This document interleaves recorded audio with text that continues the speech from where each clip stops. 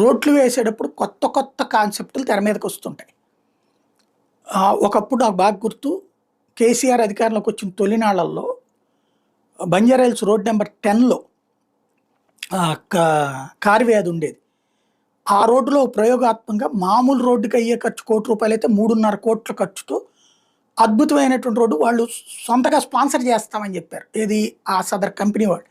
ఒక్కసారి రోడ్డు ఎత్తే 10 ఏళ్ల దాకా ప్రాబ్లం ఉండదండి అని. అంటే తారు రోడ్డు కూడా సిమెంట్ రోడ్ లాగా. ఆ ప్రయోగం సక్సెస్ అయింది.